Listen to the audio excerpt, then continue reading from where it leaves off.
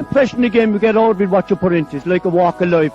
If you're good enough, go out and get it, no more about it. Not so much control in the centre of the field from Kilkenny as Richie Bennett sends it high and over the bar. Your mother sends you down to the shop for a pound's worth of goods and she gives you 50 pence. You can't get the pound's worth of goods, can you? Just about kept in. Oh, well done, Johnny Buckley. To do that to Tomas O'Shea. He deserves to score from here. One of the highlights of the Sunday game. Limerick went out there from the word go today. No more about it. They made all the run, that was it. Put the ball over the bar and the back of it and that's it. No ifs, no buts. Is there much time left? We have a couple of injuries. Here comes Kieran Carey. Carey leading the charge of the right brigade. 45 metres out. He's a chance to score. He's put it high. There's no sympathy in this game for anybody.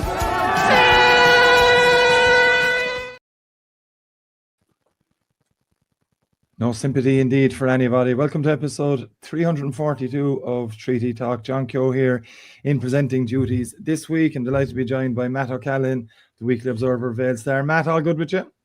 Everything is great, John. Sure, we're very busy, and you know that it's the way we like to be when it's championship time. But the championship is really condensed, and we have such a multitude of competitions. Like it's virtually impossible to keep up with them all. But there's progress being made. For instance, last night we have the finalists of the Premier Minor Hurling Championship decided Doon and Ahan. It'll be an all East affair, but no, it's good. Like matches are coming thick and fast, and like we have to understand at this stage, I suppose, that there's going to be a lot of clash of fixtures because of the mammoth task there is in getting them all played. But in fairness, I think that the fixtures have been pretty well spaced out, you know, and I think people are generally happy, and they're happy with the fair, and I think they're no, there is, and we'll be talking about it later, there is considerable discontent about the whole football situation at the moment. But people are turning out in numbers to matches, John, and I've been at matches with you, and you've seen the crowds that are there, like you know, there's a thirst for hurling and football, mind you. I think the attendances in football are up, and what's going down an absolute treat, of course, is the streaming service. You know, I can't overstate, nor would I attempt to state how many people have said it to me about the quality of the streaming service and the importance of the streaming service, and you know, so it's all good, and you'd have to say, I suppose, on balance, John, that the quality of the fair is pretty good. No, yeah, it is, Matt.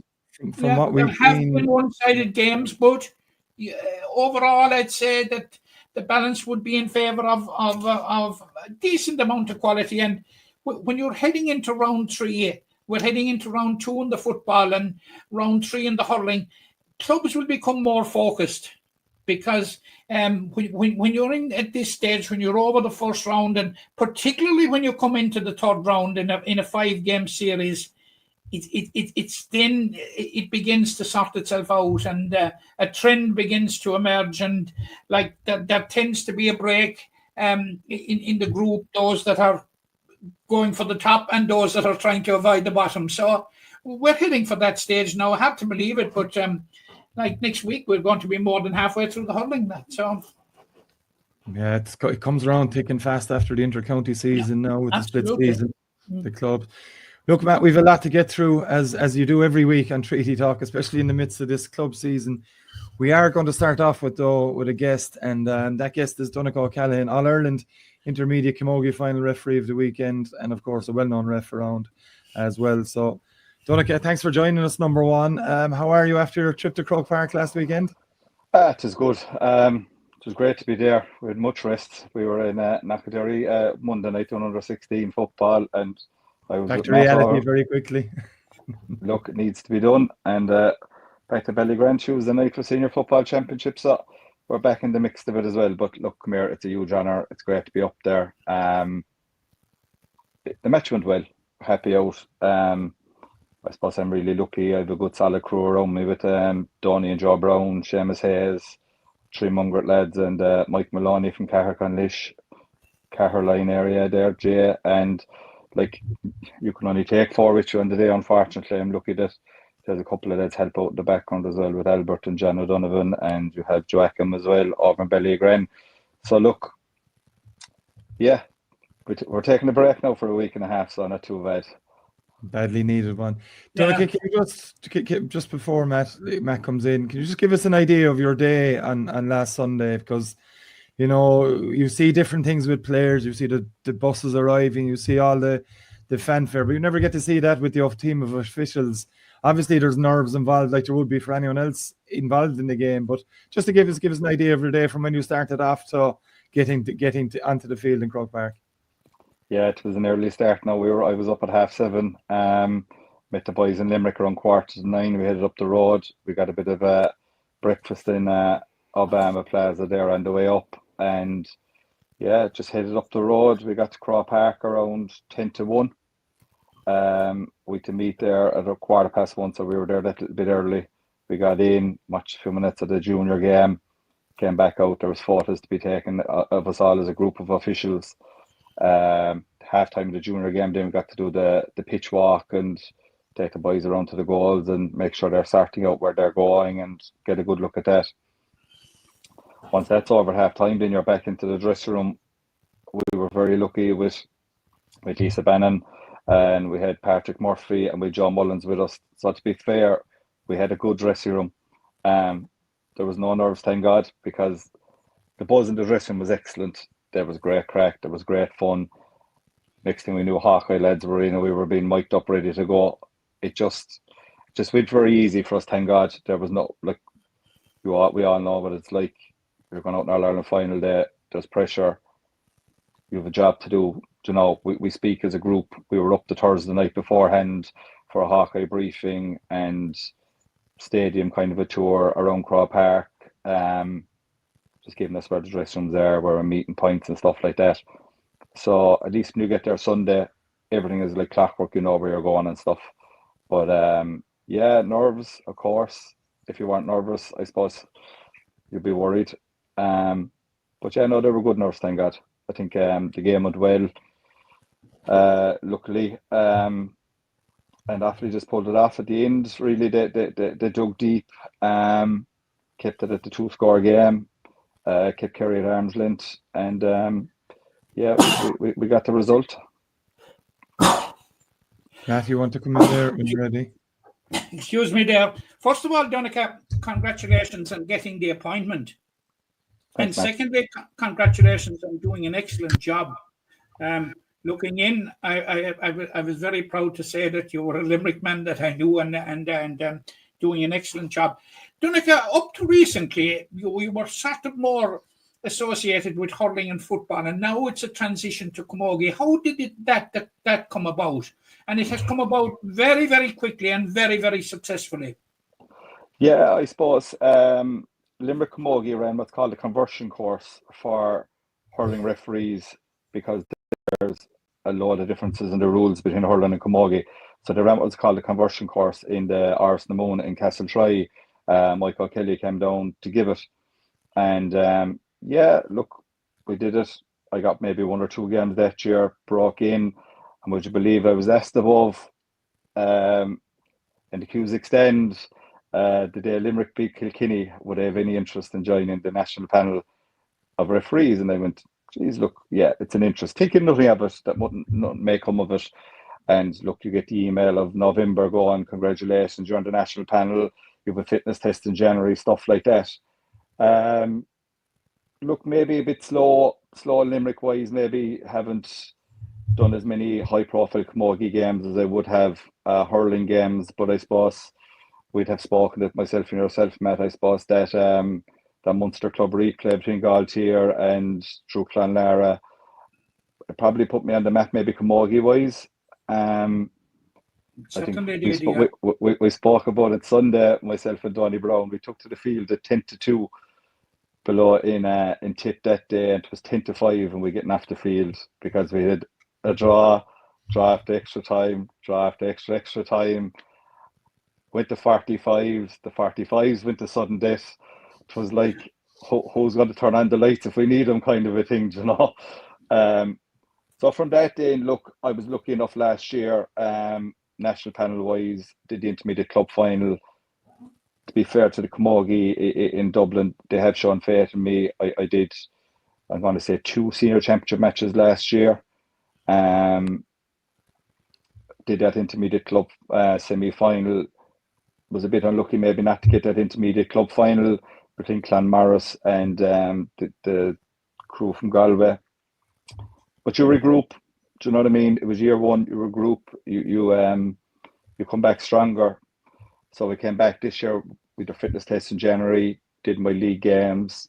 It's slightly different to the GAA.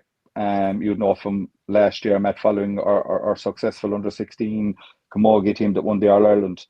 The under-16s and minors are national panel referees as well.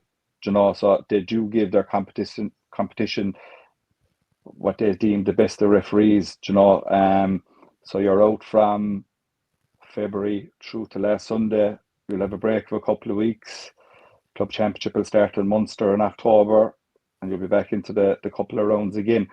But like your fitness test, we have that twice a year above in Abbottstown.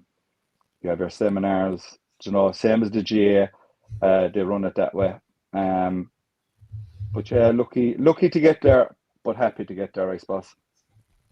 Donnacha, you know, it was an All-Ireland final inter-county, but inter-county isn't entirely new to you. You have a pretty good record at inter-county football already. McGrath Cup final, Munster minor football final, a number of other games in the Munster minor football under 20 championships and the McGrath Cup.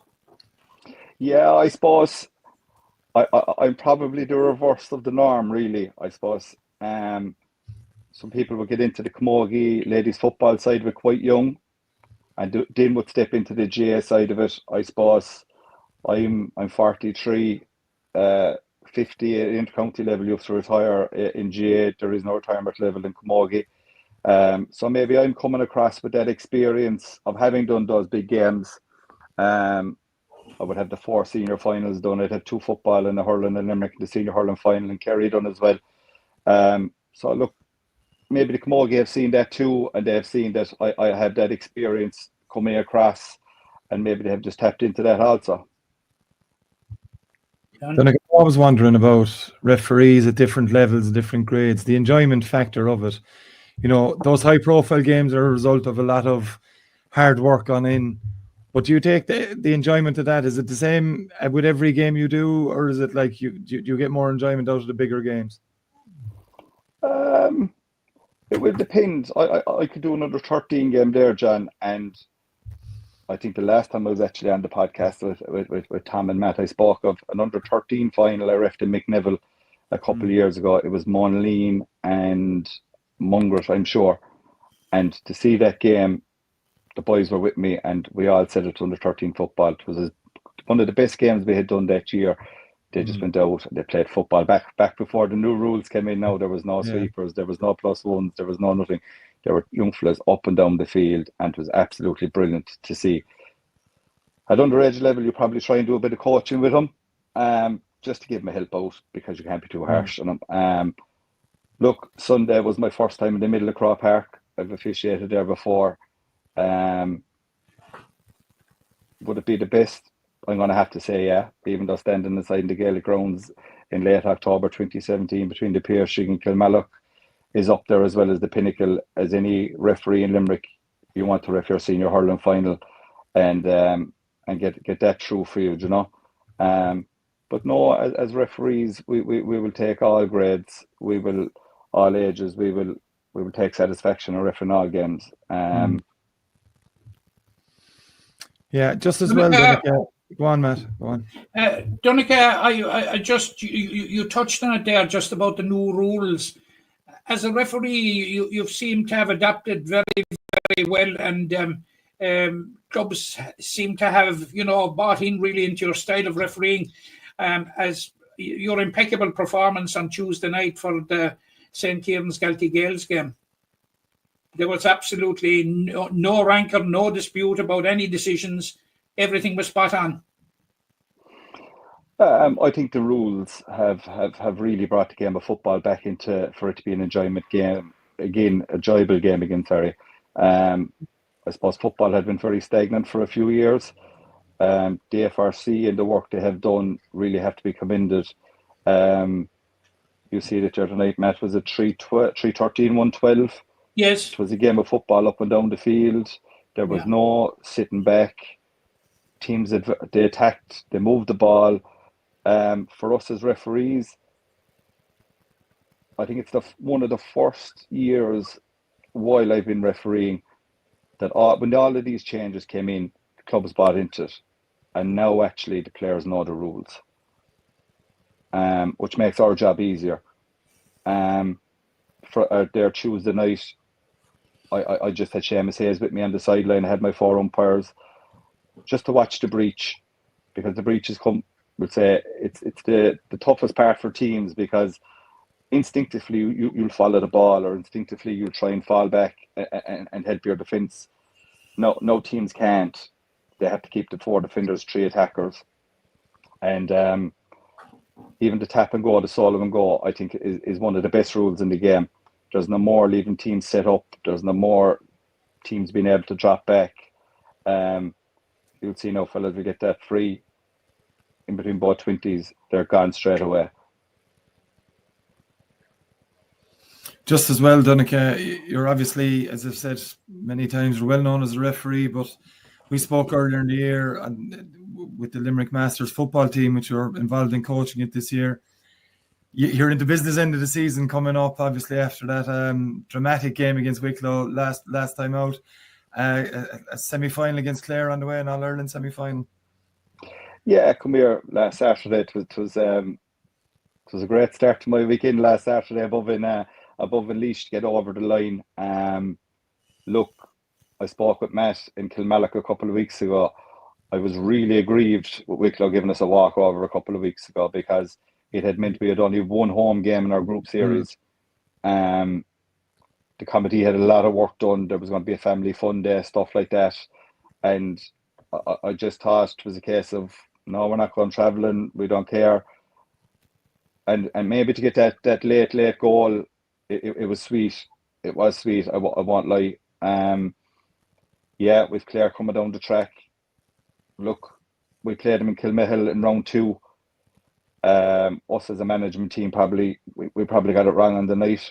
I think it was 9 points to 3 at half time. They scored a goal in the second half, late again. We missed a penalty. It was a wet, greasy evening below Kilmahill. No, I'll welcome it. I welcome Clare into St. Patrick's, 23rd at 2 o'clock. I think we're coming at a better place. We've a good bank of work done. The lads have been excellent, really and truly. They've been excellent. The committee have given us everything we've needed. The boys have bought into what we're trying to do, to be fair to them. And look, yeah, Clare coming in, they've been on the back of a couple of losses. We've got a couple of results outside of the Mayo game since that game with them. And no, I'm hoping for a little bit of payback as well on that day. And maybe look, come here, Laois and London are playing in their semi-final. Two formidable teams there as well. But yeah, we got off to a slow start. That day I spoke to you, like any day you've Kerry away, Clare away, we had Waterford away. We only had the home game of Leitrim Longford. We were to be home to Wicklow, a neutral venue technically with Mayo. So out of our games, we only had the one home game. So to win that toss last night and to get that home game in Raybogue, yeah, I think we'll have to try and make that a little bit of a fortress on the day. Donnacha, this is our third year now, I think, with this with the Masters, and we won the Spirit Cup, which would be the 5th tier of the competition 2 years ago. Got to the semi-final last year. How important is it that we move up a step?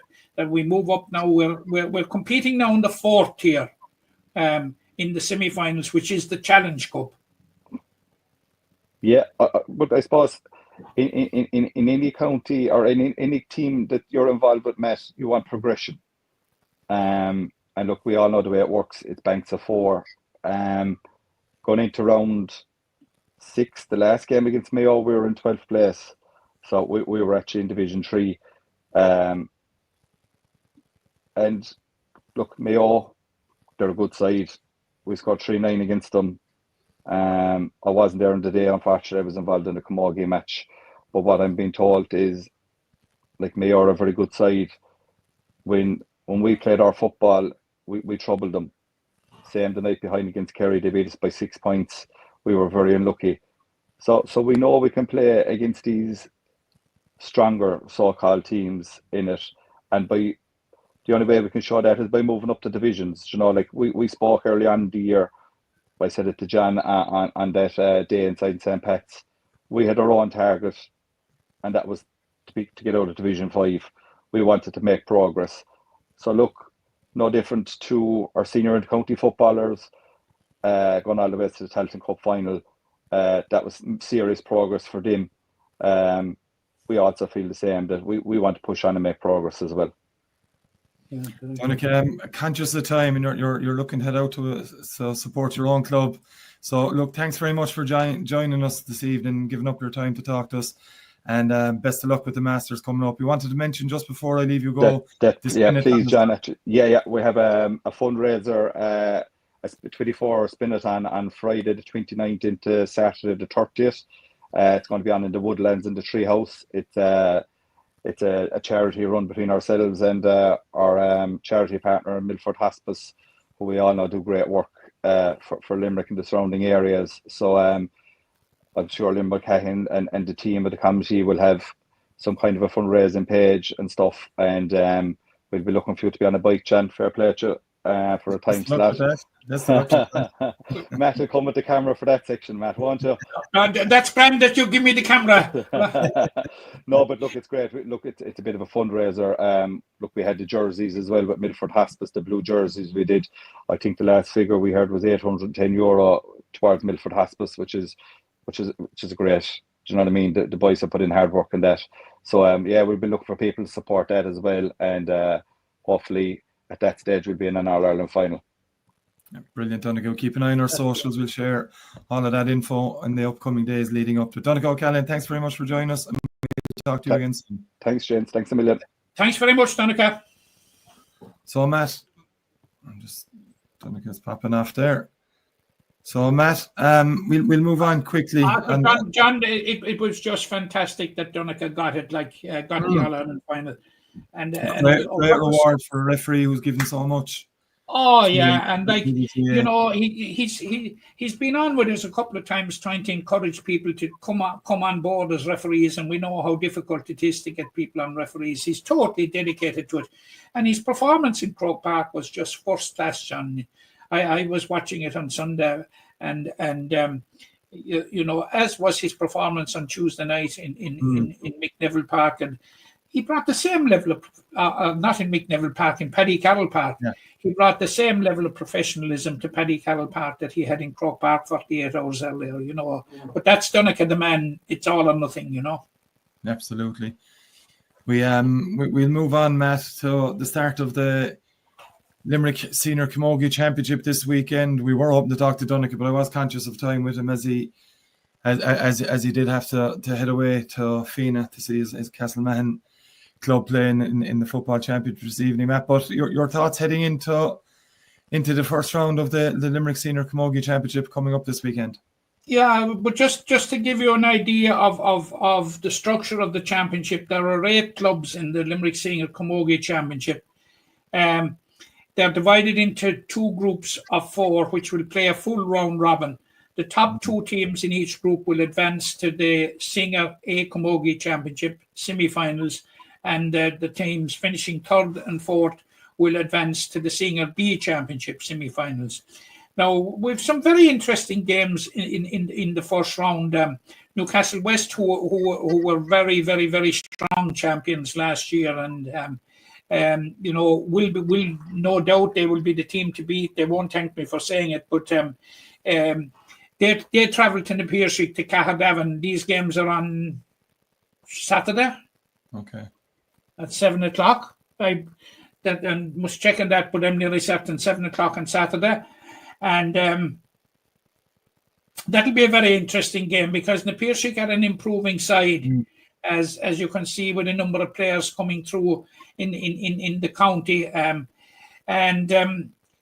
Ahan, who were beaten in last year's county final. Now they were well beaten by Newcastle West in the final. They will travel to Adair. Now Adair are going to be without Sophie O'Callaghan, who's going to be a huge loss. Sophie has one of these boots on her leg at the moment, and saw her at the Adair senior hurling game. She's giving a hand with that. Yes, she's doing the stats. But she told me she likely to miss much of the group stage of the competition, but they do have a certain Caoimhe Costello, and we know what she can do, you know. Absolutely. There's a very interesting game now is Killeedy. Killeedy have come from nowhere in the league now. The Cunninghams have returned from abroad, which is a big asset to them. They're going to be taking on a rapidly improving Monaleen side. Like if you see, owned by a lot of younger players coming through at Limerick level, and now yes, and you're talking about Aoife Nelligan, Emily O'Halloran, Ellie Madden, and of course, what about Laura Southern? Absolutely, yeah. You know, the real breakthrough star of Limerick Camogie this year. Not to mention Ella Hessian, who lit up the junior championship and the junior league last year. So they'll be a very strong Monaleen team, and they certainly will test the league champions. But there is a fantastic tradition of Camogie and Killeedy, as you know, and they won the league, as I said. And the final game is a very interesting game. Again, it's the meeting of another rapidly improving side coming up along the Limerick Camogie ladder, Bruff, and newly promoted Croke Kilfinney. Yeah. Now that should be a very, very interesting game. Like now, Bruff are going to be without Marion Quaid, who sadly has gone down under to Australia for a year or two, and is a huge loss. But they still have a lot of good players, 3 or 4 county players, like we'll say Mairead Ryan is still there, Anya Foley is still there, Caroline Brennan, Ciara Neenan, Cara Davern from the under-23s, and you retired county players like Lorraine McCarthy, Mary O'Callaghan. You know, they have a good group, a strong group. But Marion at centre back, you know, she was the talisman, really. You know, she was outstanding there. But I have no doubt that Paul Neenan and Kevin O'Connor, you know, will have their heads well scratched in plugging that gap there at centre back. Now, Croke Kilfinney, it'll be very, very interesting. They were very good winners of the intermediate championship last year, and they have a lot of players, John, that represented Limerick at junior level, and a number of those players, therefore, would be people that are not getting a fair chance because of this new dimension of having an under-23 development. They're probably over the age for 23, not making the county senior team, and they had an opportunity through this. Now, a couple of them played in the under-23 team, like Tara Linehan played in the under-23 team. And, of course, they have one of the real rising stars of Limerick Camogie and Donny Kenny, an outstanding prospect. And, of course, you know, one of Limerick's best senior players who made a very strange transition this year in the championship from around midfield and in the forwards to right corner back, where she was absolutely outstanding. I'm talking about Orla Kelleher. You know, Orla's performance in the senior, her performance against Clare and Innes was one for the ages. Yeah. You know, great adaptable player, and she will be one of the leading lights with Croke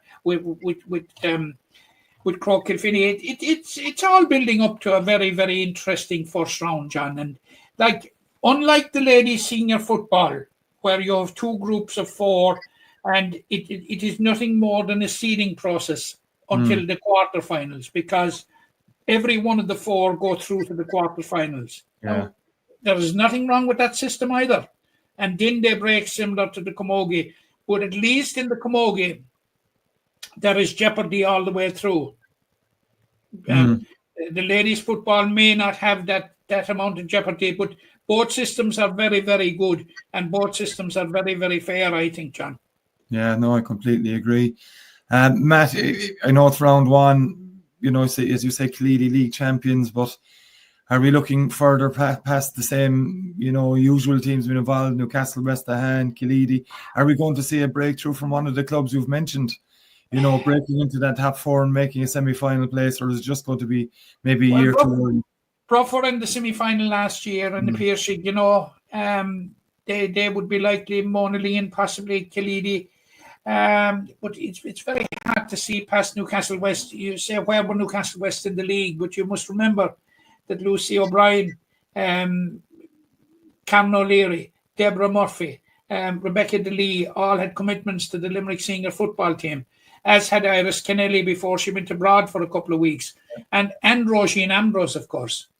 People tend to forget that Roisin Ambrose is just a football player. I can tell you, she's a damn good camogie player, Better than that, Matt. She could equally light up the scene if she opted to play camogie only rather than the ladies' football. Absolutely, 6 points in the county final in 2023 from play like that. That speaks for itself, and those wouldn't have been available during the league, and Mike Wade now will have a full hand to choose from, and so they'll all be back, and it's very, very hard to. They won't thank me for saying it, but it's very, very hard to see beyond Newcastle West. But that there are others closing the gap. Killeedy will have closed the gap this year. There's no doubt about that. Whether Brough, the big question is.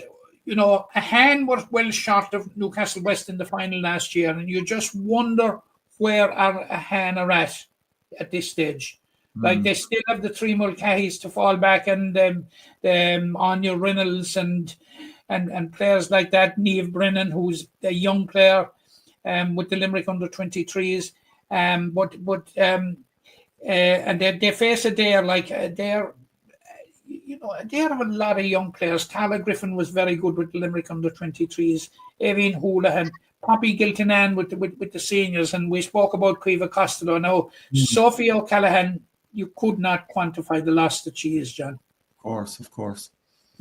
At any level, be it inter-county level, she is a huge loss. She's a power player, So she's going to be a huge loss, but it's going to be a very, very interesting start to it, John. Tis a pity it's clashing with county senior football matches, and but there's nothing can be done at this stage. But for camogie people that are interested in camogie, you have a great choice there. You have a great choice.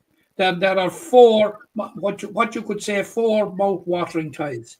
Yeah, 4 very enticing games, and if you can get out and see them, we'd urge you to give the Limerick Camogie Championships, both at senior level and the other grades as well, as much support as you possibly can for Limerick Camogie to continuing to grow. It's massively important, Matt, that people get out and support these games.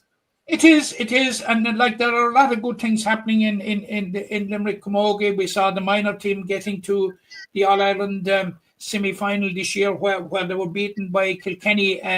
What a superb Kilkenny side! Absolutely superb. Not just that day below in Temple Danton, but also the way they dismissed Cork in the final. And we had the under-16 All-Ireland, under-16A All-Ireland win last year. That came on the back of course, a Munster back-to-back Munster titles. So there's a lot of good things happening now. The minors were without Orna Barrett, an absolutely outstanding camogie player. They were without her this year, but hopefully she will be fully recovered and will be back. Was the captain and the star of the under-16 All-Ireland winning team and the player of the match in the All-Ireland final. There are a lot of good things happening, and some of these girls are making the breakthrough at senior level. Caitlin Ryan, who was outstanding with the under-16s. She's Dermot's daughter that was manager of the All-Ireland winning under-16 team and this year's minor team. Very, very good player. We have Aoibhinn O'Connor and Brough, an excellent player, came on in the second half of one game last year that I saw scored 7 points. You know, you've that type of quality coming through, and as we mentioned already, Donny Kenny, Poppy Gilton, and Lauren Southern, there are a lot of very good players coming through in Limerick. No, indeed they are. Best of luck to all the clubs competing in the Camogie Championships this weekend. Matt, if we can move on to a review of the Hurling Championship last weekend, round 2 across all the competitions from senior all the way down to junior C. We might even get as far as junior C talking, but if we can start with Group 1 of the White Box Limerick Senior Hurling Championship, even after just 2 games, the pattern's emerging, Matt. We've 3 teams on 3 points. So just bring up the table for everyone tuning in. You've Doon on 3 points after 2 games. The same for Napier, Kilmallock, Ballybrown with 2 after their victory over Ahan in round 1. Ahan, of course, with that draw against Kilmallock, very creditable draw against Kilmallock in round 2, and Patrickswell with 2 defeats from their 2 games so far. Matt, what have you thought of it all? I know in the intro we had a brief little chat about all the championships thus far, but the Senior Hurling Championship, you know, it is the flagship competition of Limerick Senior Hurling, or Limerick Hurling in general, I should say. But what have you thought so far? No surprises so far, maybe. No. Maybe. You know, I was reflecting on it there yesterday, John, and maybe a bit of a surprise would be a hand getting a draw with Kilmallock. Although I think I flagged it here last week that, or sometime anyway on this podcast, that a hand have a record of troubling Kilmallock. You know. Yep. And that was borne out. But the standout performance, John, and the frightening part about it is that they weren't at their best, was the performance of Doon against Patrickswell. It is frightening from 2 aspects, in my view, John. The fact that Doon have driven on, because there's no doubt, John, that they are benefiting and getting oxygen out of that tremendous win last year. There's no question at all about it. And, you know, even at this remove with 2 rounds, they are going to be so hard to beat. And any reservations people had after their draw with Napier in the first round, they certainly dispelled them the last time against Patrickswell. And you'd have to say, John, that it is worrying times for Patrickswell. You know, there is no doubt at all about it. And it's not going to get any easier, because their next game up is against Ballybrown. Now, Ballybrown had a fantastic opening round against the hand. They put 5 goals past them. They deployed Barry Adams and Brian Griffin inside in the edge of the square, and, you know, provided the supply, and the boys yielded 2 goals apiece. It didn't work against Napier. The cat was out of the bag in that one. And what was a bit worrying from, first of all, the overall performance of Ballybrown against Napier didn't match their performance, first of all, against Ahan. Like, they scored 110 and Aidan O'Connor got 1-9. And he got 9 points from frees. Like, so that gives you an underlying statistic which is worrying. 2 players scoring, 2 scores from play over an hour of hurling. You know, but you know, this it's a lesson for Ballybrown. You know, and like, first of all, you could say it has diminished their first round performance against the hand, but not as much as people would suggest. No, I think they will. I think they will regroup, and I suppose that there is no. Maybe the game against Patrickswell is the ideal one to refocus. They haven't beaten Patrickswell since 1991, John. In championship, yeah. In the championship, so like there's going to be a mission there, you know. So but overall, I thought both of their I thought their performances were you know, were disappointing. Like, Kilmallock have 3 points, John, and you know, they've no reason to be singing to the high heavens yet, because Like they beat Patrickswell by 5 points, and you see the manner in which Doon demolished them. And they have a tough game coming up against Doon in the next round. So, like, it's all to play for. And, John, you're right when you said that there was a trend emerging. And the trend that's emerging is that it appears to me from this remove, heading into the third round, that it will be Doon and the Piercy. It's very hard. Two semi-finalists.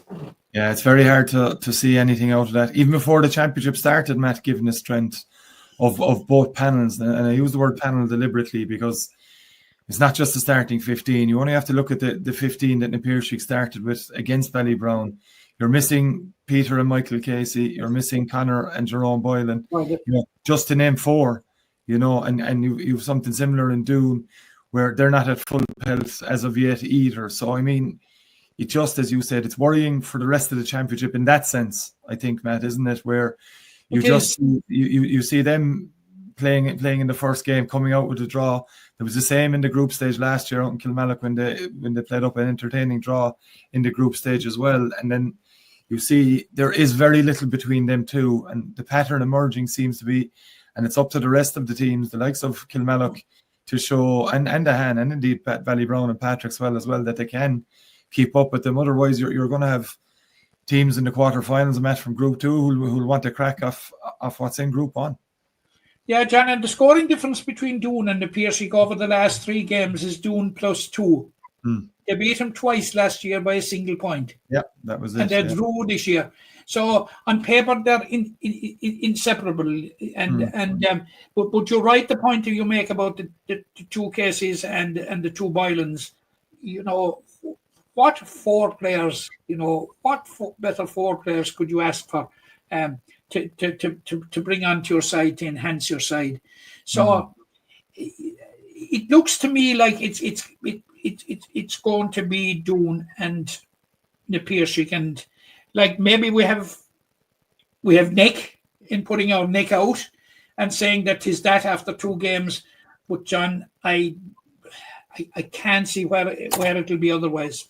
No, it's a fair point, Matt. If we look over to the White Box Limerick Senior Hurling Championship Group 2, a bit of a trend emerging there as well, with a very, very strong start from Monaleen, 2 wins from 2. Kildimo Palace Kenry with a win and a draw. Mungret St. Paul's with 2 points, 2 games, 2 draws. The same for Newcastle West.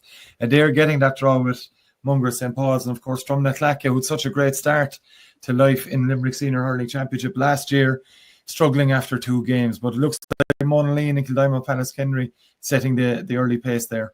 Yeah, well, setting the early pace. No, I didn't see the Monaleen game, but they seem to have a modus operandi of starting very well in the first half and maybe tapering off a bit in the second half, maybe taking a bit of a foot off the pedal. But I saw them in the first round, John, and I was hugely impressed when they beat it there in Fedimore. And I said to myself, where is the team in Group 2 that's going to beat Monaleen? They're a very good side, John. Yeah. Make no mistake about it. And they missed out on promotion last year on scoring difference or on the head-to-head. And, very unlucky not to have beaten Patrickswell in the quarterfinal. But I would think, looking at the whole Monaleen situation and looking at him last year and looking at him this year, I think missing out on promotion was a bullet missed. I think they're far better equipped this year to come out on top and win that promotion spot from the Division 2 or Group 2. Like the extra year has done them a power of good, in my opinion. They're a very, very, very competent side. But again, you'd have to say about them, John, we haven't seen them at their best. No. They haven't been at their best over 60 minutes. Now, I saw them in the first half against the Dare, 112 to 5 points at halftime. Yeah. Awesome. Simply awesome. But they tapered off in the second half. No, they were at no stage were they in imminent danger of losing the game. And it was not quite the same trend, but something similar against Drumnaclacca. Now, they faced Mungret in the next round, and Mungret are desperate for points. Now, Mungret came down from Group 1 last year, and there was an expectation that Mungret and Monaleen would probably be the two teams to beat this year. But Monaleen today, or Mungrett St. Paul's today, have only 2 draws. They do, man. Yeah, they do. And in some aspects in both games, they had 17 wides against Newcastle first day out, 7-point lead at halftime, unable to close the game out, lucky maybe to get a draw out of it in the end. And something similar against Adair in Clarina last week as well in the game. Yeah, I was at that game, and they were 5 points up as the clock was hitting for the hour. Yeah, Adair were. I will say this. I will say this, John. He came on with about 15 minutes to go, less than 15 minutes to go. Fintan Fitzgerald is a huge figure in this Mungrett St. Paul's team. Apart from the fact that he got a goal and a point, I think his mere presence, he's an outstanding player. I thought he had an outstanding Munster Championship with Limerick for the most part. Yeah, and he was captain of Limerick under-20s. Now he sat out the first game with Newcastle West, the entire game, and he sat out almost 45. He sat out more than 45 minutes in the game against Mungrett. But it's good to see him back, and he's going to be a huge addition to Mungrett St. Paul's. But that brings us neatly to Adair, John. And certainly the gods are not shining, or they're not looking favourably down on Mark Foley at the moment. Just to give you an idea, early in his team's first game with Monaleen, they lost fullback Michael Keane. 3 minutes into the game with Newcastle West, with Mungrett St. Paul's, they lost Willie Griffin, their scoring machine. About 10 or 15 minutes later, they lost Wayne McNamara. 3 key players, the last 2 with hamstring issues. And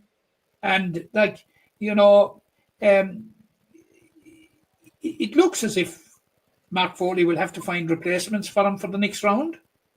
Yeah, they're not going to be, from what we were looking at anyway, Matt, in Clarina, the injuries didn't look like they may recover in a couple of weeks' time. No, the 2 Willie Griffin and Wayne McNamara were suspected hamstrings. Yeah, they were indeed. But to Adair's credit in that game, Matt, despite the losses of such shining lights that Willie Griffin and Wayne Mac have been for so long, they stuck in the game. The performance from David O'Mahony in midfield and Darragh Gleeson. Yeah, Darragh Gleeson, of course, was well known with Arts Culreach in the Harty Cup in recent years, and Limerick underage teams as well. He's been thereabouts. Was outstanding. Patrick Carney is a player we've both spoken about away from this podcast, Matt, as one of the shining talents coming through in Limerick underage hurling. I think he scored 1-5, 1-2 from play. He got 1-7. 1-7, apologies. Yeah.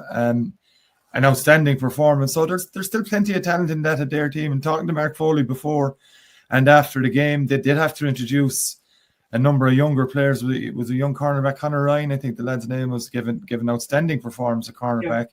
I think it was Alfie McCormack, the lad that came on. Alfie Fitzpatrick, apologies, came on, and he's playing minor championship hurling this year as well. So, there's a lot of good work being done there. There's a long road back to where they want to be, and that's coming from Mark's mouth as well. A man I thought had a huge game, John, and you spoke to him after the game, was Ronan Connolly. Oh yes, yeah, absolutely, yeah. Ronan Connolly, Matt, is a guy you'd want in any team. Anytime you see him, whether it's football or hurling, he knows exactly what he's at. He knows his job, and he carries us out to the fullest. I think he's an exceptional talent about hurling and football. I really believe that he may not have gotten some of the deserving runs at times with the Limerick senior hurling. I don't know what's going on the inside, of course, but from the outside looking in, Matt, he never left any team he's ever been involved with down, and that was clearly evident. He switched back to centre back, I think it's fair to say, when Wayne Mac went off, having been previously floating, and he just the dam went dry even further again. He was exceptional, as was Declan and Jody Hannon give brilliant performances for Adair as well. Yes, absolutely. And they were very close to winning that game. Concession of a goal, that Fintan Fitzgerald goal, that may have been defended better, I think it's fair to say. May have been, but that's the beauty of having a player like Fintan Fitzgerald on the field that's will take those opportunities. He will spot that opportunity. Yeah, absolutely. And he will execute it. And elsewhere, Matt, we've to talk as well about. I think there now, Matt was very disappointed after I spoke to him briefly after. He was obviously, he couldn't figure out how they did not win the game, and he was right, of course. But I think they're going to be all right. But, dropping 3 points in the first 2 games, Tom. Now, they dropped the first 6 last year. So, but they've only 1 out of 4. And you wonder, is it enough? I would certainly say it won't be enough for promotion. No. And it will be very tight. It will be enough for a quarter-final place. Now, the only thing that might rescue them is the number of draws that we've had in that group already. Yeah, it's kept them in touch. It has. On to Kildimo Palace Kenry, Matt. A draw with Newcastle West. Obviously, there's been a big talking point since was the injury sustained to Kyle Hayes. We've heard conflicting reports all week. I'm not going to speculate on anything that we've heard until it's confirmed, but most important thing, Matt, is the health and well-being of the player, and hopefully Kyle is in a good place. And of course, we extend our best wishes to Kyle in his recovery from whatever the injury is confirmed as or isn't. Hopefully, it's nothing too serious, but I'm sure you'd echo my thoughts. Oh, absolutely. We wish Kyle the very, very best, and hope that we'll see him back sooner rather than later. Because, it's typical of the man. Like his club had their backs to the wall with regard to numbers for the first round of the Senior Football Championship. He turned out, and his performance in football was stunning. Yeah. It was absolutely stunning, and this injury is so disappointing, and it's going to be a big blow to Kildimo Palace Kenry. Make no mistake about it, because he's so influential, and he goes about the job absolutely seamlessly. You scarcely sometimes you'd scarcely know he was there, and he's big enough. But by God, the impact and the effect he has on that team, he's it's unfortunate, and we just wish that Kyle will get back and play some further part in this championship. We just hope so. Now, Kildimo Palace Kenry, they've got 3 points. It's probably the start that they'll be happy enough with their start, I'd say.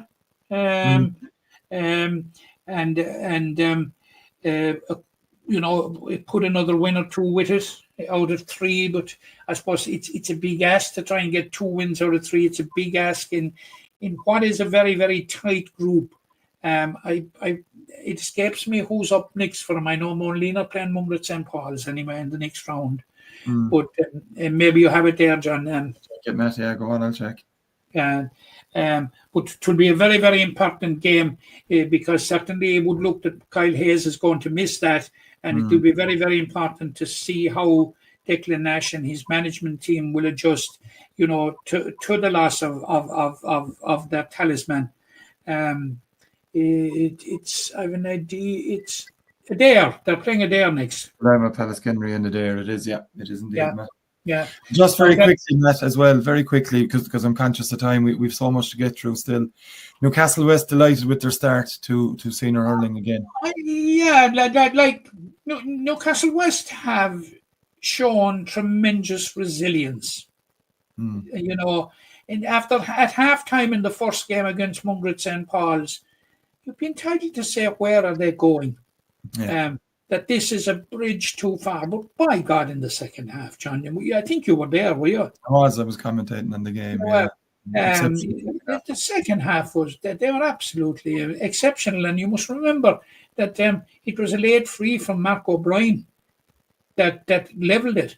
After there being 8 points down at one, they were 10 down at one stage in the first half. Yeah, they were. Yeah, it was an exceptional comeback. It was. Then they were reduced to 14 players against Kildimo Palace Kenry, and they were down. They were down 2 goals going down the home straight. Yeah, still managed to pull it round. It's not surprising, Matt, given what we've seen from Newcastle West as a club in the last 6 years, that with such a crossover from the football as well, that has been brought into the hurling, and offering both on each. You know, it's they're a really impressive club, Matt, at this stage.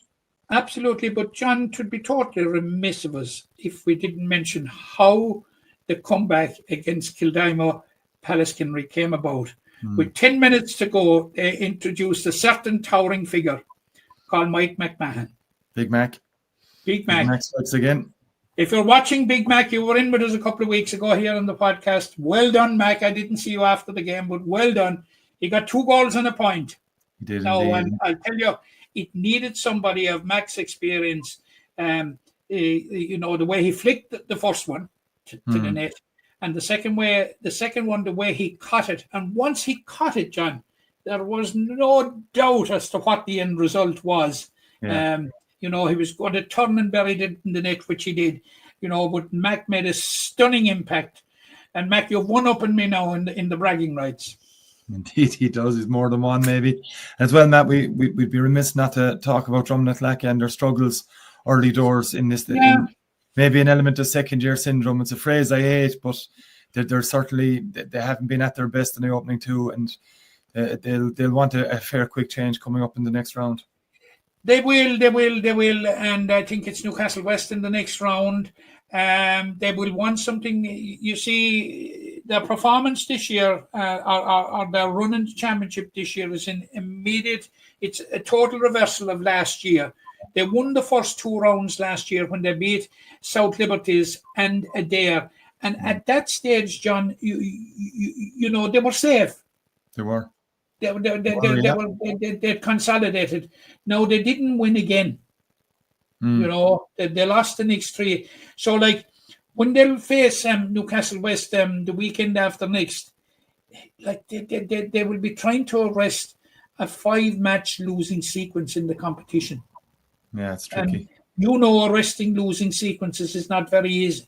Is not very easy. And I don't for 1 minute want to preempt what might happen in that game, because like Atlaka they're fierce competitors, great competitors. Some very, very, very good players. And of course, in David Reedy, they have an absolutely extraordinary player. Yeah, they have a hugely talented young group of players as well, Matt. They have absolutely a lot of good, very good young players coming through. But there's no doubt, you'd have to say even at this stage, that they are in a battle. No question. They are in a battle. There's any doubt at all about that, and I'd say they will be forced to acknowledge it. And the game with Newcastle West will be absolutely crucial. It will. It'll be a 4-pointer. We'll move on to the Premier Intermediate Hurling Championship, the Lions of Limerick Premier Intermediate Hurling Championship. Gareth Bland, very much the pace setters, Matt, so far in this competition, and no surprise to see that. Probably, and I don't want to skirt on this too much, probably the result of the round, though, was South Liberty's victory over Glenroe. It was, unfortunately, John. I don't know why you would call it the result of the round. Maybe surprise of the round. I wouldn't say are you at your slagging best now at the moment? No. What I meant to say was maybe the surprise result of the round, given what we'd seen the previous. Yeah. Well, it was a crucial one. A very, very disappointing one for Glenroe. Now, Glenroe, like for the most part last year, John, were hockeyed. Yeah. Won a lot of games, but they've shown such improvement this year, and they have an awful lot of young players, and they competed at Premier minor level this year and weren't out of their depth. And they lost by 2 points to Granaballangary in the first round. Drew with Heffen, were level with South Liberties with 5 minutes to go and couldn't see it out. And I think they've left themselves a mountain to climb. Now, they only won once in the championship last year, and that was a vital game against Napirsig. It's in Napirsig through the trapdoor. So it's worrying times for Glenroe now. They have Bruff up next, and Bruff probably turned the corner when they beat Granaballangary. And I suppose it was very, very much talked about, and you probably have the discussion on it, John.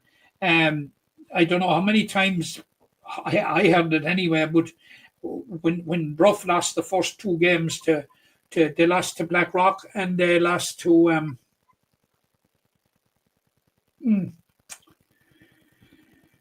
Help me. Gary Spillane. It was the second one, yeah. People were saying, what happened, Bruff? There was an expectation surrounding Bruff this year. They were beaten in the Premier under-20 final last year by Monleen in a great game in Kilmallock. A lot of those players were coming through. You had the like of Sean Casey or Owen Meany and all these players, and you had the like of Paul Brown, Sean Finn there, Bobby O'Brien, with huge experience. And I saw him in the first round against Blackrock. They seemed poised at halftime, having played against the Breeze, point down, got 2 points immediately after halftime, and you say it's onwards and upwards.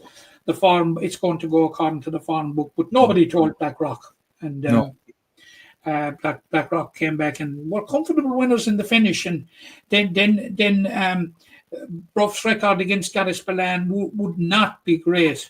And but then they faced a Ballingarry side that had won their 2 matches. They had beaten Glenrue and beaten South Liberties, and the stakes were very high for them if they were to get a third win.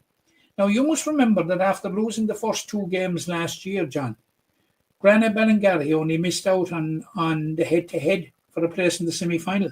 That's right, yeah. Because they won 4 of the last 5 games, including beating Gary Spillane. A win over Gary Spillane in round 3 in Kilmallock, I was at it, kicked it off. Changed the whole season.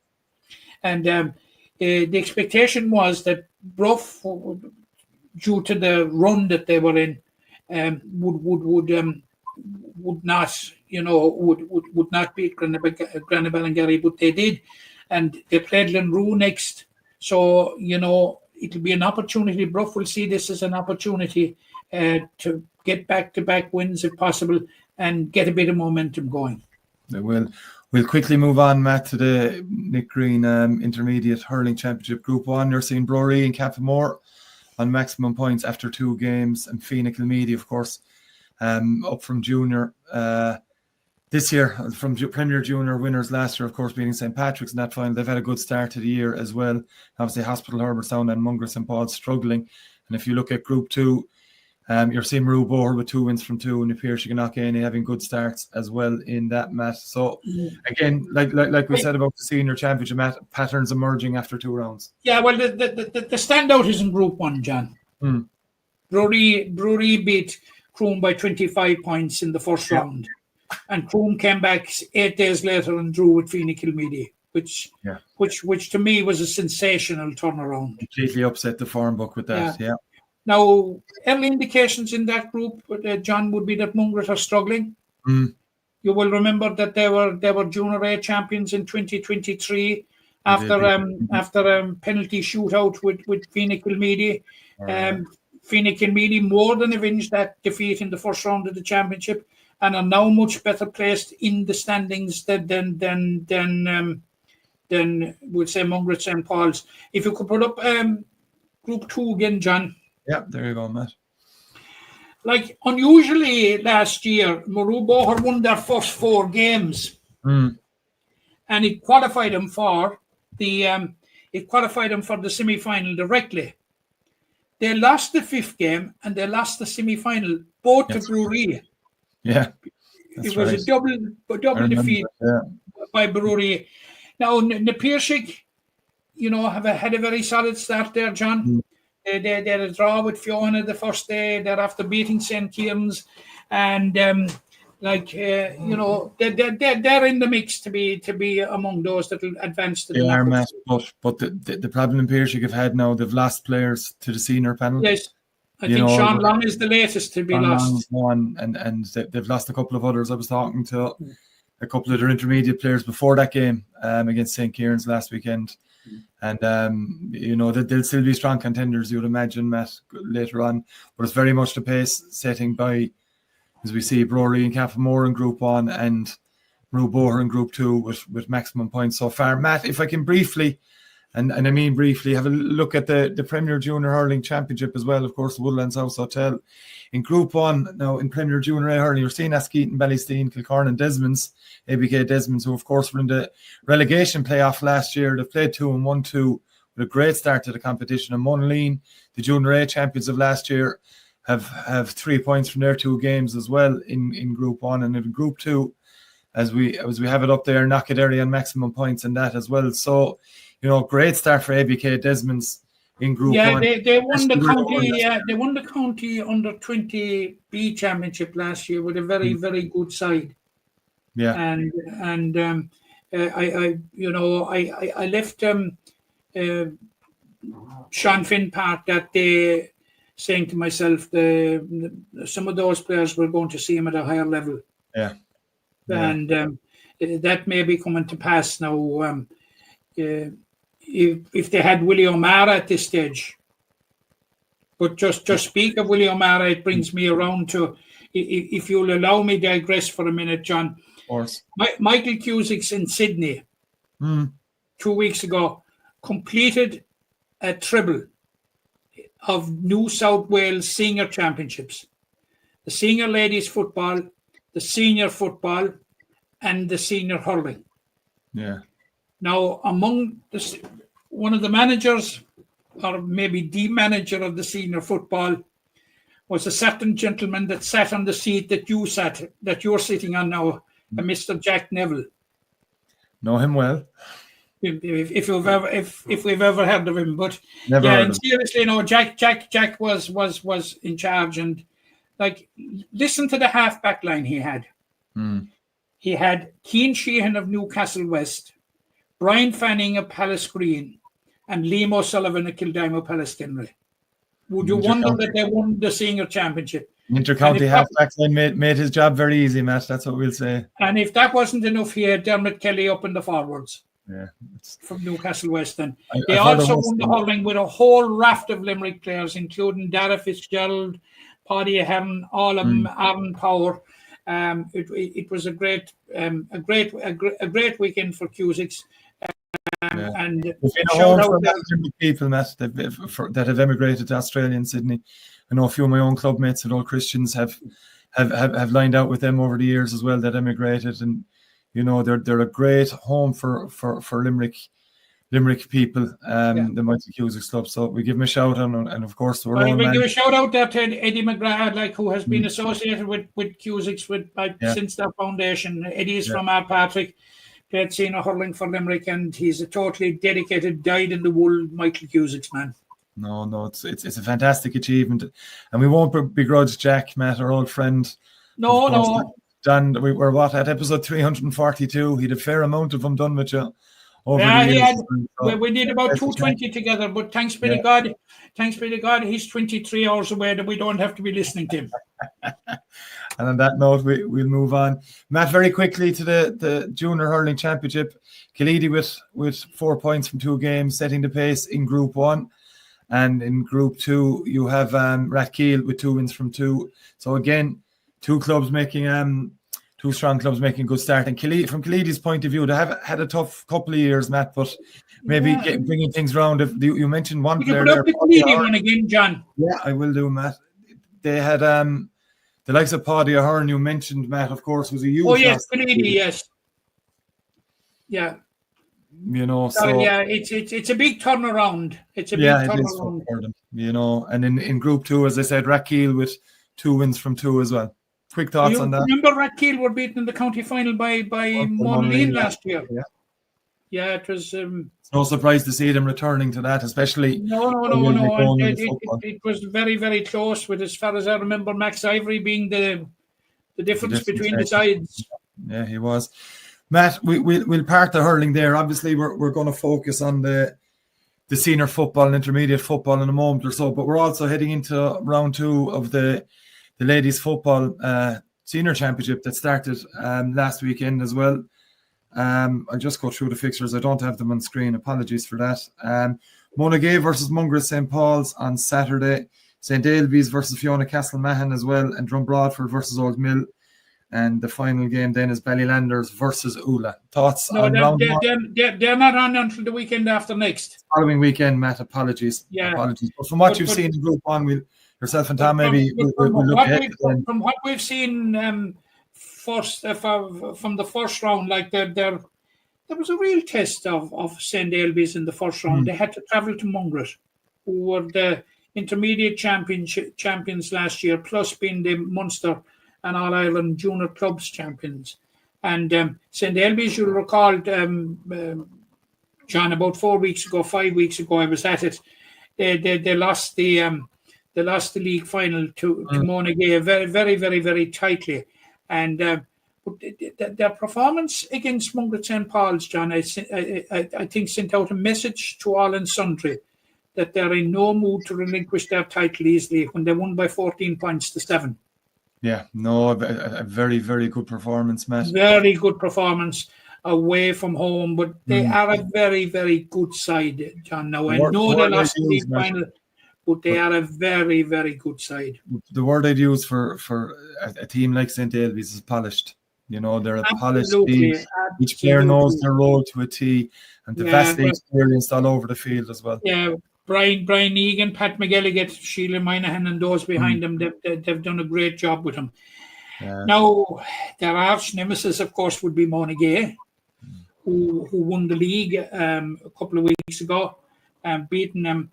Now, they travelled to Cooliroo on at the weekend, and they came away with a 2-9 to 1-5 victory over Fiona Castleman. Strong performance from Mona Gay. Yeah, which is the start of...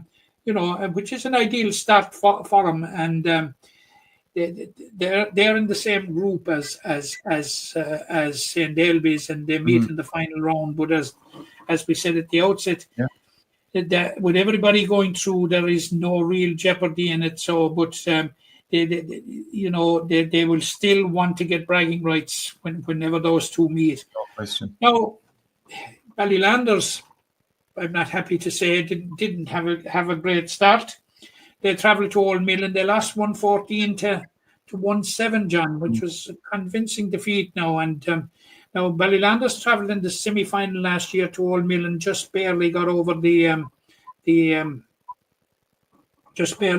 line. But on this occasion, it was an Old Mill team without Iris Kennelly, who was due back from a stint abroad shortly. So. It looks as if Ballylanders have quite a bit of work to do now over the coming weeks to get back in the mix for the contenders. You have to say at this stage they're all contenders. Now they'll be playing Ula in the next round, and you can't overstate the importance of Ballylanders getting back to winning ways or getting a win out of it. And speak of Ula, they lost their opening round at home to Drumbradford. Drumbradford travelled across the county to the county bounds and came away with an 11 points to 1-6 victory. Now, Drumbradford, they're working away there in the background. They have been Senior B champions for the last 2 years. So, you're expecting a run? Pardon? Are you expecting a run from them in the Senior A? You just don't know. You just don't know with them. Like, they won back-to-back intermediate championships, and you might say, how did they win back-to-back? There was no promotion one year because of the COVID or the change in format? Yeah. But they proved like that they weren't a one-year wonder. Like, so you could say in the last 5 or 6 years, John, that they have won 2 intermediate county titles and they have won 2 Senior B titles. It ain't bad. No, success, of course, breeds success. We will. I'm sure yourself and Tom next week, Matt, will look forward to the second round of that championship. If we can move on quickly, Matt, before we get into the chat about the second round of the Irish Wire Products Limerick Senior Football Championship. We've already had, again, this week in round 1, a refixed game. But before we get on to that, it continues to rumble on the fallout from the Munster Football Championship, Senior Football Championship seedings debacle, I think is fair to call it. Plenty of rumours going around about GPA being involved, talking to the 4 players of the 4 counties. There's talk of strike. There's talk of management in Limerick maybe moving aside if something isn't done about this, Matt. The only way to describe it is an almighty mess at the moment, isn't it? It's an almighty mess. It's an almighty needless mess. Now, I know that there was a breakdown in communications, and but it was such a momentous decision to be made, and I just, I understand that at the county board meeting on Tuesday evening, was it? There was a meeting of the football board first, and then there was a meeting of the full county board meeting. And I understand that, a carrot that was put to Limerick was they'd get a quarter share of 100,000 fund towards development, which would be 25,000. That they would be allowed to have a Limerick team in Cornamurra. And there was a third one, that they would get a GDA football officer. Tom or John, the three of those they were entitled to. Yeah. They were a right. They're not a concession. No, absolutely. They're a right. If you can talk about the development of football on one hand, and not have those three elements in place. 100%. That's what I say to that. And if you'd ask yourself, the skeptical part of yourself, you'd ask, is this package to buy votes, or is it to buy silence? One or the other.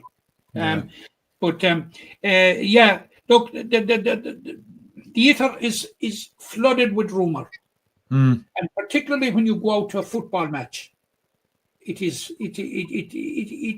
convulsing a certain amount. Certainly, the football fraternity. Yeah. Like now, Jimmy Lee was in Paddy Carroll Park on Tuesday evening for the St. Kieran's Kelty Gales game. And I'm sure that he got the same reaction that I got, which was considerable. And I'm not talking about necessarily club officers. I'm talking about people that follow football. Patrons, Matt. They're saying to you, what the hell is going on? Now there is this thing. The GPA actually issued a statement. I think they're in liaison with the four counties. Yeah, they're talking to the representatives of each four. Yeah.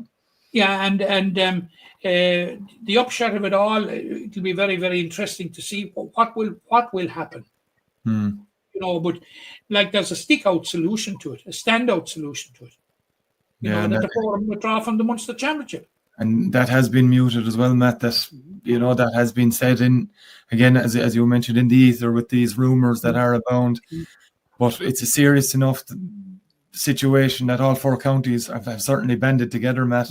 Or were the players and managements of all four counties, maybe not all the county boards, but it's a serious enough one that it's just a solution and an outcome to it just can't be predicted at the moment. No, and there are two coalitions at work here, John, and you've touched on one of them there. That there is the coalition of the four counties with a common cause of opposing it, and then there's a coalition within the counties of the respective management and their panel of players. I have rarely seen so many people being on the one hymn sheet. There was rumours if Jimmy Lee walk and all this sort of thing. I don't know.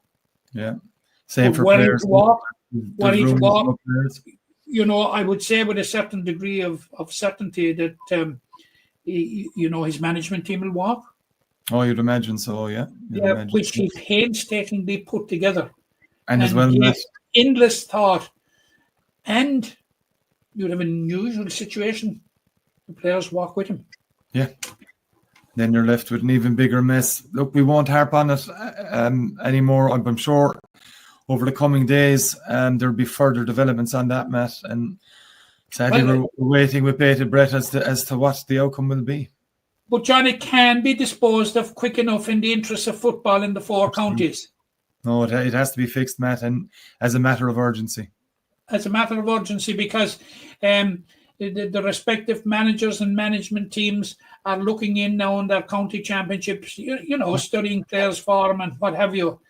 And when they will be assembling next November or December, when the county panels will be coming back together. If this thing pertains, you will just wonder how many county players will say to themselves, what the hell are we going back for? Yeah. We have to beat Cork and Kerry, we can't do it. Yeah, we can beat one of them, but we can't beat the two of them. No, and that's where we are with the situation. We'll move on, and our final topic of discussion this evening, Matt, is the Irish Wire Products Limerick Senior Football Championship and the Griffin Coaches Intermediate Football Championship. We'll just have a quick look at the fixtures from Group 1 heading into this weekend, Matt. Na Piarsaigh and Monaleen, as we're talking, are currently playing. You'd expect, Matt, given looking at round 1, we'll talk about that in a moment. We also have, of course, Rathkeale and Adair coming this weekend, and Father Casey's versus Ula as well. Matt, your thoughts first off on the game that's currently underway as we're recording, the Na Piarsaigh Monaleen one? Yeah, I'm going for Monaleen in it, John. I saw him in the first round against Rathkeale. I thought they looked very, very, very competent. Dara Murray is the now they've lost Daniel Daly from last year. He has returned to Kerry. Dara Murray has taken on the captaincy, and he has taken on the free taking duties, and he scored 11 points that day. And I also saw Na Piarsaigh in the first round, and now they were down a number of players, Tom, down a number of key players actually, and they came up well shot against Ula, and we'll be talking about Ula in a second. Yeah. Well shot against Ula, and I have a feeling in this city derby now. Na Piarsaigh just edged it by a point last year when they met. They did. Yeah, and I think Monaleen will make it 2 wins from 2, because just speaking to some of the Monaleen connections now and some of the Monaleen players, before and after that game with Rathkeale, their flirtation with relegation last year gave them a damn fright, John. It did, Matt. Yeah, and it is focused minds, and they're determined that it's not going to be happen again. Plus the fact that they have a squad that's totally independent of the Hurling squad. No, it is. Yeah, it's which is most unusual. I think there's 1 or 2 maybe, Matt, but it's fairly minimal in a crossover. Colin O'Doin is it? But yeah, my Irish is not Irish. Colin O'Doin, yeah. Yeah, he plays with the junior team, all right, but he junior hurling team. But in general, the senior hurling and senior football are independent republics within the club. Yeah, we'll have a look at the other 2 games again. You've Rathkeale and Adair, and as you said, we'll talk about cases and all about just on Rathkeale versus Adair. Rathkeale coming into this, Matt, having been beaten in that opening game, and Adair, of course, being Adair. Really, in what may have been anticipated as a tighter game, they really flexed their muscles against Father Casey's first time out. They did. I suppose they were really focused on it when it was a repeat of the county final, and they are a very, very good side. They're like a professional outfit, And Rathkeale now, after coming up and after losing in the first round, and they're going to be down a number of players this weekend to injury, the last thing and the last team they wanted to see, hear, or face was Adair. The team that's bang in form. And now Paul White is back from Dubai. He played against Monaleen, got injured towards the end of it. I understand that his injury will not have recovered sufficiently, or he's in a race against time. Yeah. I was talking to Mike Mead on Tuesday night, and glad to see Mike back. He had a bit of a health scare there recently, and great to see him up and looking so well. And but it's a very, very tough, if not impossible, task for Rathkeale, unless they pull something special and really catch it there on an off day. It looks to me as if it's going to be a win for Adair. Father Casey's and Ula met Saturday evening game. Ula with that outstanding performance out first night against Na Piarsaigh. Josh Ryan, the fulcrum to that at centre forward. Of course, 7 points. Tommy Ryan was a man that that really, really caught my eye that night. Fantastic young footballer. A lot of good players. Ula, totally different team to last year. Will be much, much stronger.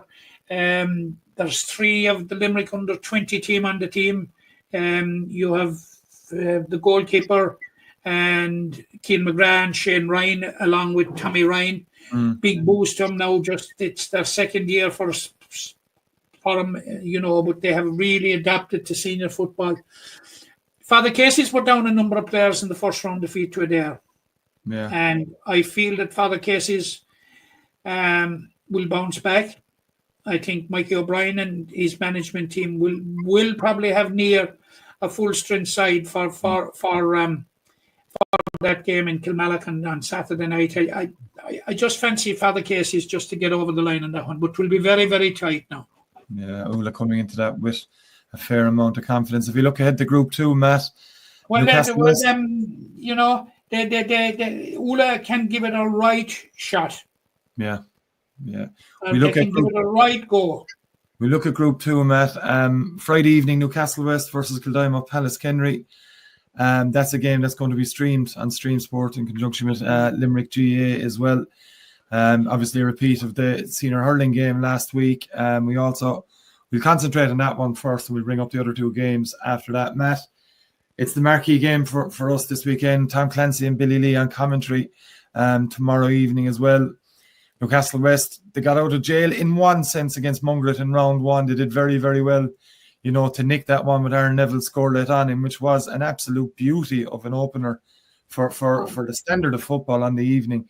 It set up the championship. And you mentioned earlier when we were talking about crowds at the early stages of the first two rounds, there was a huge crowd in there that evening as well, and they were treated to a feast of football. An absolute feast, and six 2-pointers. Incredibly from 5 players. Yeah, absolutely incredible. And we were saying that Limerick hadn't adapted to the 2-pointers. But it was a game for the ages, Tom, and it is a game that will not be replicated in this competition. There's no hope. It was such a good game. But yeah, look, Newcastle West, Tom.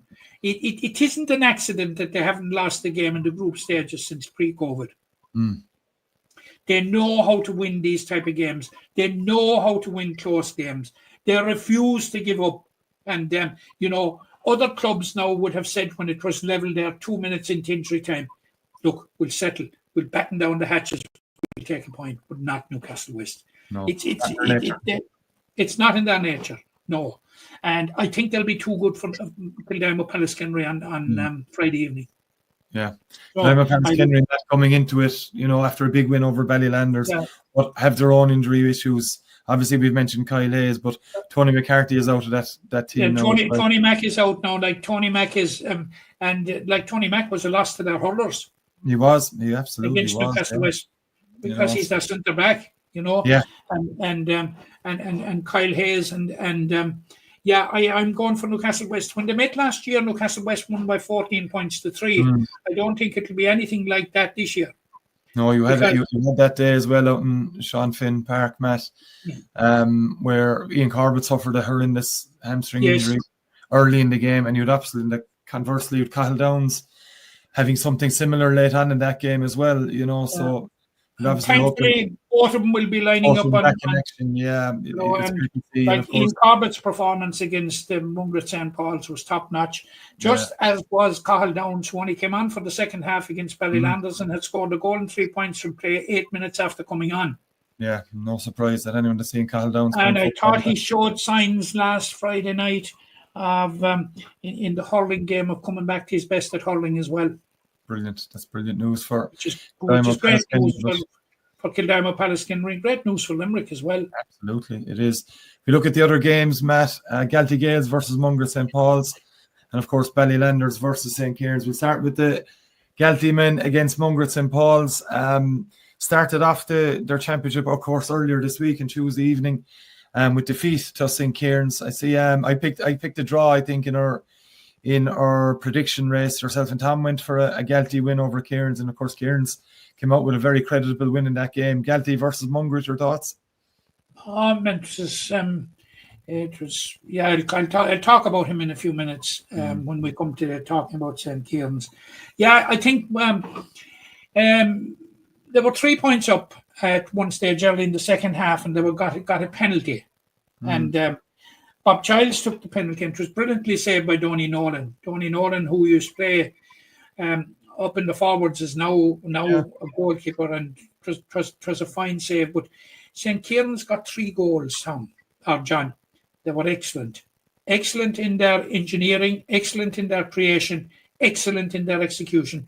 2 of them came from Liam Kennedy, who was a huge figure at midfield, with Dara Tracy, and I felt that the Galtee Gales defence opened in a way that it shouldn't have, if you know what I mean. Yeah, I know what you're saying. Yeah, there was a couple of partings, like the parting of the Red Sea, and St. Kieran's took full advantage of it. Now, if that was to repeat itself in Hospital on Saturday night, the Gales would be in trouble, because there's no one better at exploiting that than this Mungret side. As you saw against Newcastle West, the way they were able to make inroads against the Newcastle West defence. But I'm sure that Tommy Noonan and Liam Cotter and their management team, Fergal Fitzgibbon, will be working on that. That will not be lost on them. Yeah. And I have a feeling that Mungret St. Paul's, like, you must remember that they won all 5 games in the group last year. And you say, what has last year's group got to do with this year's? Well, it is that they have the experience of winning games in the group. Yeah. And winning close games in the group, which they won a couple of close games in it. It did, yeah. They did. So I'm going for Mungret St. Paul's. Bob Childs will probably be on rolling next week now to me about it. But I'm going for Mungret St. Paul's. I think Mungret St. Paul's will. And Mungret St. Paul's, I will be terribly surprised, John, if they're not challengers for the title, and certainly involved in the business of the competition. I'd agree with you on that, Matt, wholeheartedly. I just got a half-time score coming in there, John, and maybe just a bit of a surprise about to be unfold. Half-time in the Intermediate Football Championship is Tappa 1-7 from Bradford, 4 points. Yeah, we'll talk about the Intermediate in a minute. Yeah. An update in the other one. Munleen are comfortable, 112, I think, to 5 points up on Piercy in the early stages of the second half there. So that's as we just discussed, Matt, heading in fairly the direction we expected it to. Yeah. Final game of the weekend, Matt, in Group 2 of the Irish Wire Products Limerick Senior Football Championship.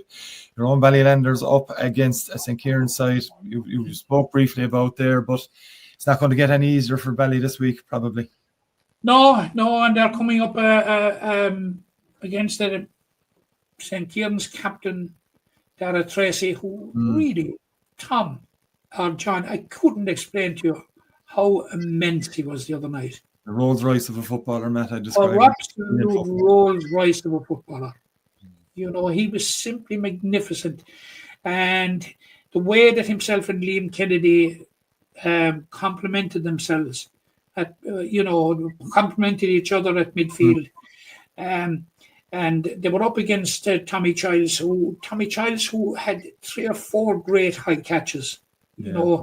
It was a battle between them now, in fairness. And John Hayes at centre forward, Brendan McCarthy at centre back. St. Kieran's have a diamond, John, in the middle. That is looking so solid. Now they beat Ballylanders handsomely last year. Ballylanders had a very, very difficult first round defeat to Kildimo Palace Kenry. They've lost their fullback since Pa Shanahan, who's gone to Australia. So I can, unfortunately, and it gives me no pleasure to say it, John, I can only see one result here.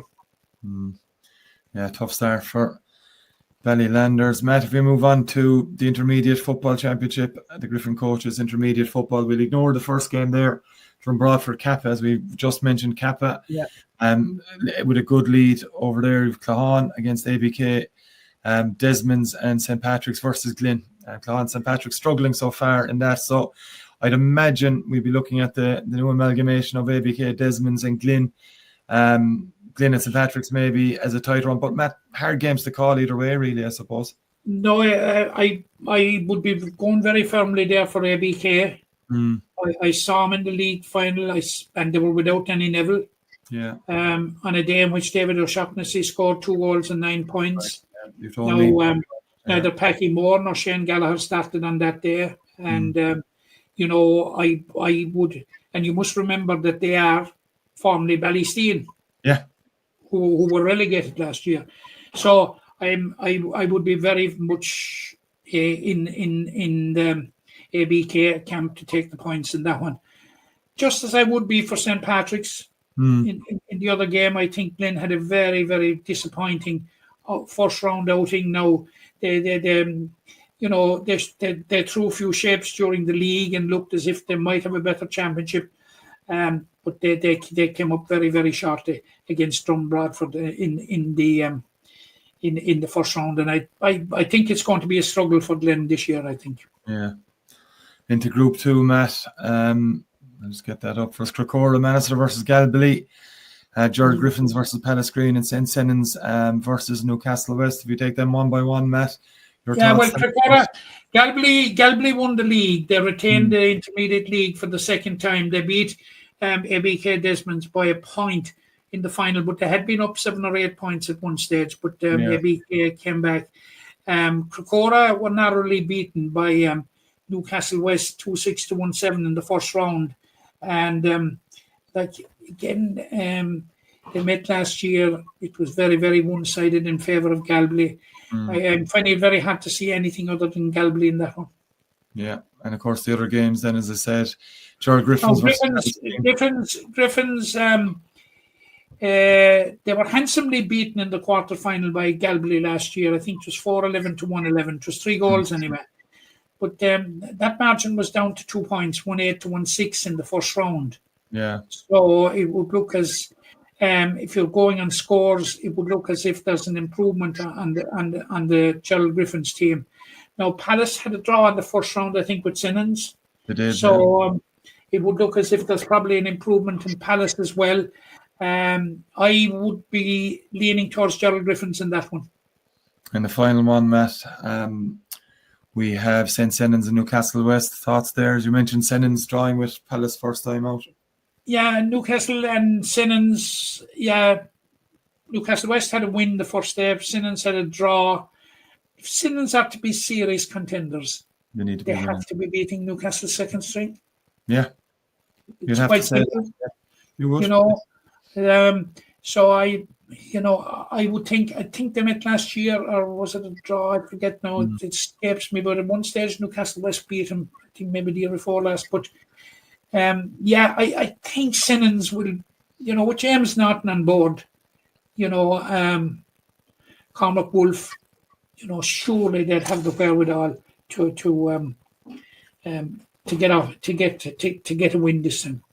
Yeah, there's fixtures as well, of course, in the other football championships, the Premier Junior, and all the way down as well. We just don't have the full time to run through them, sadly, Matt. Yeah, down to see, John, and like Tom was expressing reservations and worries actually about would there be a plethora of walkovers and see. Thankfully, there isn't. No, and that's been very positive, Matt, to see, given what's happened in the lower grades in the football championships over the last number of years. Something we've discussed, you and Tom have discussed with me, and myself and yourself have discussed away from the podcast as well many times. So we had 2 years when the intermediate championship was ruined with walkovers. Yeah, the intermediate championship, our second competition. Yeah, so hopefully we pray to God we've seen the back of those. Yes. It's obviously something we'll keep an eye on as the championships progress, of course. Matt, any other business you want to bring up before we finish up on this Thursday evening? Only wish the very best of luck to Dermot Burns and Killian Fahey and their respective brides. Of course, we got married last weekend, yeah. On their weddings over the weekend. Yeah, I'm sure. Good times were had, Matt, last weekend between both weddings. From some of the photos that have appeared online anyway, they seem to have gone off fairly well. So congratulations to both Killian and Dermot and their respective partners, of course. And of course, Killian's now wife is an All-Ireland, Munster and All-Ireland Junior Clubs winner with Mungret St. Paul's, Caoimhe O'Neill. That's right, yeah. And Matt, that hopefully down the line we'll see the offspring of both representing Limerick in whatever codes they may be as well, of course. My many thanks to Matt O'Callaghan on episode 342, hard to believe, of Treaty Talk. Matt, you've been at many of them, more than many, as you mentioned, our good friend Jack. 332, Tom, John. Yeah, I think I filled in for the other ones for you over You the did. years. Well, so in the presenting chair this week, hopefully Tom Clancy will be back next week. Tom's taking a few days away. He's back, as we mentioned, tomorrow evening in that game that will be streamed from the Irish Wire Products Limerick Senior Football Championship. Newcastle West versus Kildimo, Palace Kenry. Tune in to Tom and Billy Lee for that one. You'll be able to access that through all Stream Sports and social media pages on Limerick GAA as well. So many thanks to Matt O'Callaghan for the whole way through the podcast, and Donnacha O'Callaghan earlier on in this show as well. Many thanks, and we'll see you again soon.